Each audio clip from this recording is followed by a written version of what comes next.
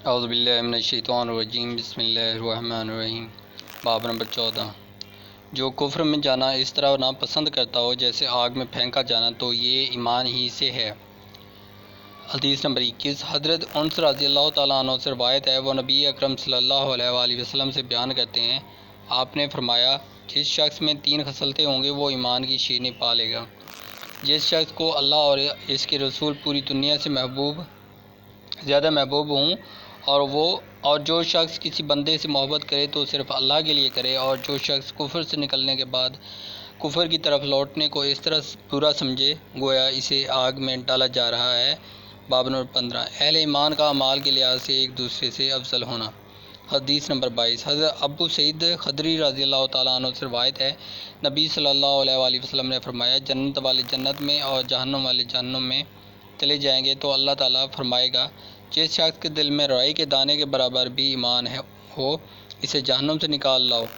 تو ایسے لوگوں کو جہنم سے نکالا جائے گا جو کہ جل کر سیاہ ہو چکے ہوں گے، پھر انہیں پانی یا زندگی کی لہر میں ڈالا جائے گا۔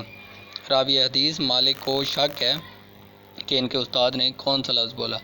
وہ عصر نو یوں اگیں گے جیسے دانہ لب جو اگتا ہے، کیا تو دیکھتا نہیں وہ کیسے زرد زرد لپٹا ہوا نمودار ہوتا ہے۔ عمرو بن یحییٰ مازنی کے شاگرد وہیب نے عمرو کی جگہ حدثنا عمرو اور شک کے بغیر نہر الحیات کہا ہے۔ نیز خردل من ایمان کی بجائے خردل من خیر بیان کیا ہے۔ فائدہ: اہل کفر پر عذاب انتقاماً ہوگا، جبکہ اہل ایمان کو اس لیے جہنم میں ڈالا جائے گا کہ تاکہ انہیں گناہوں کے میل کجیل سے صاف کیا جائے۔ اس کی صورت یہ ہوتی ہے کہ انہیں دنیا میں مصائب و آلام سے دوچار کیا جاتا ہے یا سکرات الموت کی تکلیف ان کی تعطیر کا باعث بنتی ہے۔ اگر گناہ اس سے بھی زیادہ ہوں تو میدان حشر کی ہولناکیوں سے تدارک کیا جاتا ہے، اگر معاصی اس سے بھی زیادہ ہوں تو دوزخ میں ڈال کر انہیں پاک کر دیا جائے گا۔ حدیث نمبر 23۔ حضرت ابو سعید خدری رضی اللہ تعالیٰ عنہ سے روایت ہے، رسول اللہ صلی اللہ علیہ وآلہ وسلم نے فرمایا، میں ایک مرتبہ سو رہا تھا کہ بحالت خواب لوگوں کو دیکھا، وہ میرے سامنے لائے جاتے ہیں اور وہ کرتے پہنے ہوئے ہیں، بعض کے کرتے چھاتیوں تک ہیں اور کچھ لوگوں کے اس سے بھی کم، اور عمر بن خطاب رضی اللہ تعالیٰ عنہ کو میرے سامنے اس حالت میں لایا گیا کہ وہ کرتا پہنے ہوئے ہیں اور اسے زمین پر گھسیٹ رہے ہیں۔ صحابہ رضی اللہ تعالیٰ عنہ نے پوچھا، اے اللہ کے رسول صلی اللہ علیہ وآلہ وسلم، آپ اس کی تعبیر کرتے ہیں؟ آپ نے فرمایا، دین۔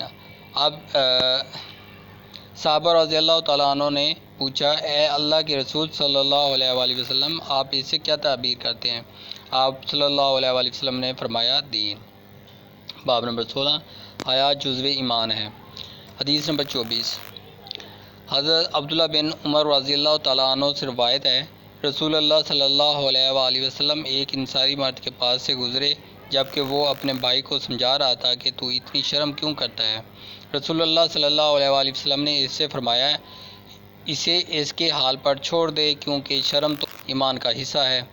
فائدہ: حیا اس تاثر کا نام ہے جو کسی برے کام کے خیال سے انسان کے اندر پیدا ہوتا ہے۔ دوسرے الفاظ میں اس کی تعریف یہ ہے کہ جو خصلت انسان کو بھلائی پر آمادہ کرے اور برائی سے روکے وہ حیا ہے۔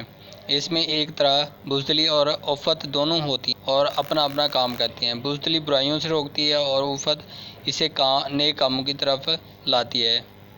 اس وضاحت سے پتہ چلا ہے کہ جو لوگ شرعی امور میں حیا سے کام لیتے ہیں، اس کا نام حیا رکھنا غلط ہے، بلکہ یہ ان کی طبیعت کی کمزوری ہے، جسے حیا کا نام دے کر چھپانا درست نہیں۔ یہ ایسا جبن بزدلی ہے جس سے رسول اللہ صلی اللہ علیہ وآلہ وسلم پناہ مانگا کرتے تھے۔ حیا اور جبن میں بہت بڑا فرق ہے۔ باب نمبر 17۔ فرمان الہی کی وضاحت۔ پھر اگر وہ توبہ کریں، نماز قائم کریں اور زکوٰۃ دیں تو ان کا راستہ چھوڑ دو۔ حدیث نمبر 25۔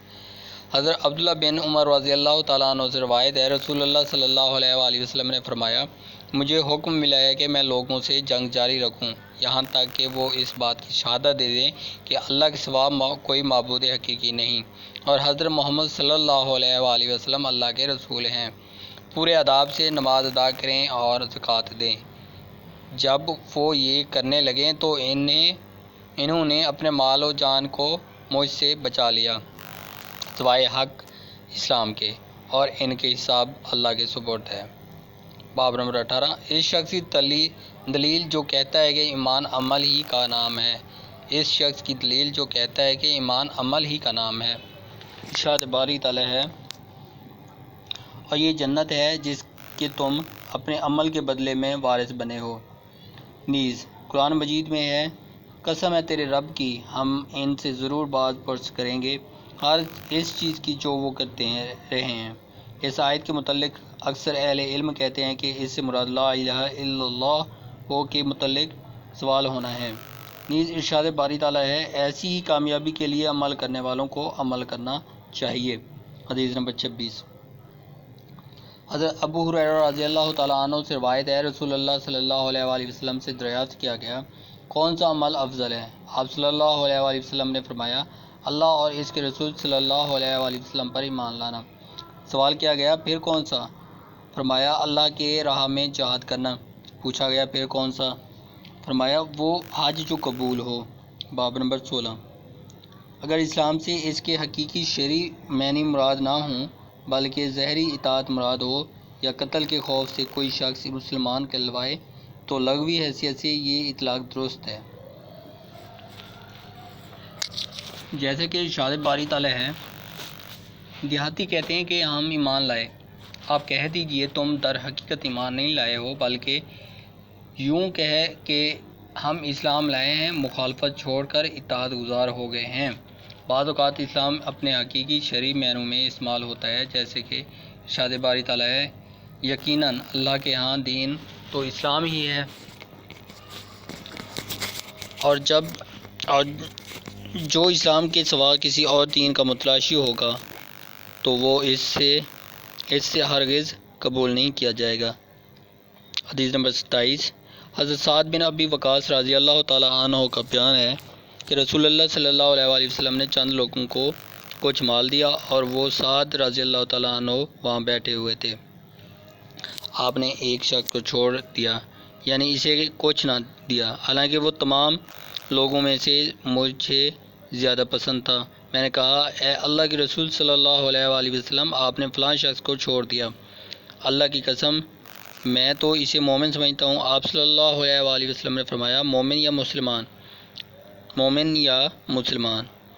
میں تھوڑی دیر خاموش رہا، پھر اس کے متعلق میں جو جانتا تھا اس نے مجھے بولنے پر مجبور کر دیا۔ میں نے دوبارہ عرض کیا، آپ صلی اللہ علیہ وآلہ وسلم نے فلاں شخص کو کیوں نظر انداز کر دیا؟ اللہ کی قسم میں تو اسے مومن خیال کرتا ہوں۔ آپ صلی اللہ علیہ وآلہ وسلم نے فرمایا، مومن یا مسلمان؟ میں پھر تھوڑی دیر چپ رہا، پھر اس کے متعلق جو میں جانتا تھا اس نے مجھے مجبور کیا تو میں نے تیسری مرتبہ وہی عرض کیا، اور رسول اللہ صلی اللہ علیہ وآلہ وسلم نے پھر وہی فرمایا۔ اس کے بعد آپ گویا ہوئے، اے سعد، میں ایک شخص کو کچھ دیتا ہوں حالانکہ دوسرا شخص مجھے اس سے زیادہ محبوب ہوتا ہے، یہ اس اندیشے کے پیش نظر کہ کہیں ایسا نہ ہو کہ وہ اپنی کمزوری کی وجہ سے اسلام سے پھر جائے اور اللہ تعالیٰ اسے اوندھے منہ دوزخ میں ڈال دے۔ اس حدیث کو یونس، صالح، معمر اور زہری کے بھتیجے نے بھی زہری سے روایت کیا ہے۔ فائدہ: ہر مسلمان کے دو احوال ہیں، ایک کا تعلق باطن سے ہے اور دوسرے کا ظاہر سے ہے۔